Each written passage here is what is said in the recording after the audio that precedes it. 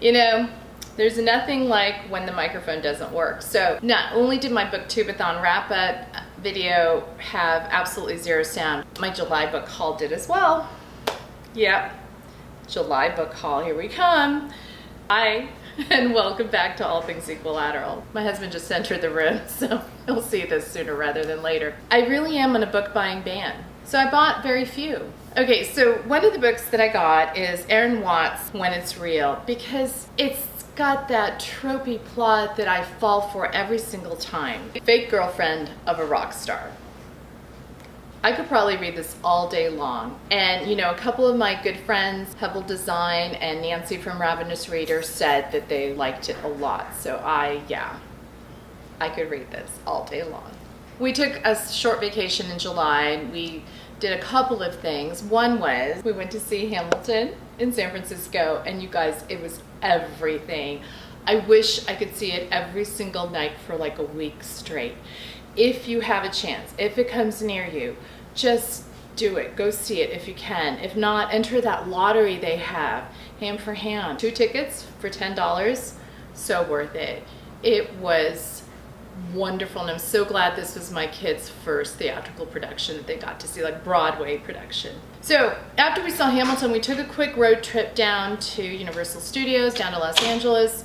And it was amazing. The Harry Potter stuff was wonderful. I haven't been back, gosh, my husband and I, probably 20 years since we've been back. The kids have never gone. So it was a special treat for us. We spent a couple of days there. We popped into the Grove, and they were having a book signing for the anthology, Because You Love to Hate Me.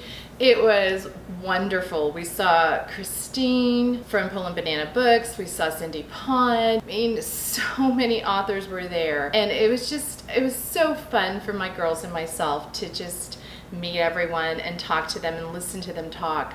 One of the things that I picked up while I was there, besides the anthology and having it signed, was Cindy Pond's Want. Science fiction about a society where they messed up the environment, and some people get to wear these, you can kind of see it around his head, helmets that keep all the poison gases and stuff out, and some people can't afford it. It's about a guy who comes from the poorer side and a girl from the richer side. Cindy Pond writes beautiful stories, and I begged her to sign this, and she did. I'm so excited to read it. One of the other books I picked up, and I want to say it was Novel Novice, that had it on her Bookstagram, Lish McBride's Firebug, about a girl who can start fires with her mind. I'm so totally there. Lish McBride is an author that's been recommended, again, like dozens of times over the last 6 or so years. I've never picked up her previous stories. Hold Me Close, Necromancer, and Necromancing the Stone. I just love the titles. I've heard that they're really funny, and some of my friends have told me that I would really enjoy them. So I'm going to start here with this Firebug one. And the sequel, I think, just came out and is in hardcover.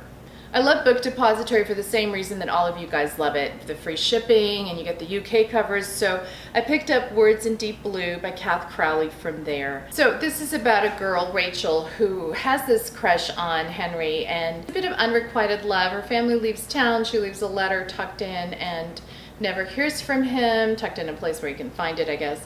And then I guess her family moves back. The tragedy, their brother passed away suddenly. So, family, tragedy, unrequited love.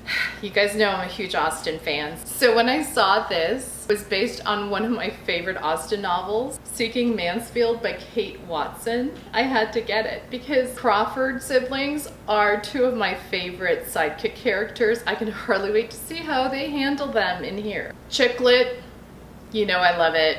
It's my go-to. It's my relaxing, my palate cleanser, if you will. And I heard about this, Louise Pentland's Wild Like Me. It's a UK, so British chick lit is my absolute favorite. It's about a single mom and I think her elementary school kid. It reminded me a little of Big Little Lies, though I don't think it has a murder necessarily as a part of its plot. It just looked funny. And Sophie Kinsella blurbed and said, warm, engaging, and very real. I'm in the mood for this, especially now that school is starting for my 2 younger ones. Okay, This next book is also by Erin Watt. It's called Paper Princess, and I hear it's a YA contempt. It's got some sexy times. I don't know how high that's gonna go in my I tolerate this meter, but again, it's about royals, and it says here, these royals will ruin you. I love stories about royals. So I'm hoping it's good. If it is, then I'll get the other 2 books that are in the series. And the next 2 books are graphic novels by First Second, the publisher. They're the ones that did Marissa Meyer's graphic novel, and I just find their illustrations, the way they match up illustration to story, they do that so well. And so when they offered for page turners to be on a book tour, I just like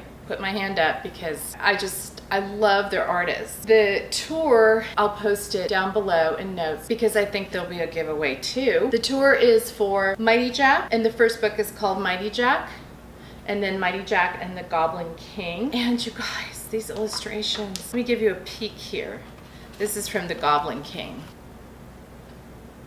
This is just the kind of stuff my son would have loved when he was in middle school. So, and you know, it's based on the fairy tales. I love fairy tale reimaginings. That's my July book haul. Only 9 books? That's almost a book buying ban, right? We'll pretend it is. Thanks so much for watching. If you like this video, give me a thumbs up, hit subscribe. That little bell there, if you hit it, it'll let you know when I actually post. And I'm hoping to do a lot more now that the girls are back in school. What do I usually say at this point? I think I just say cut.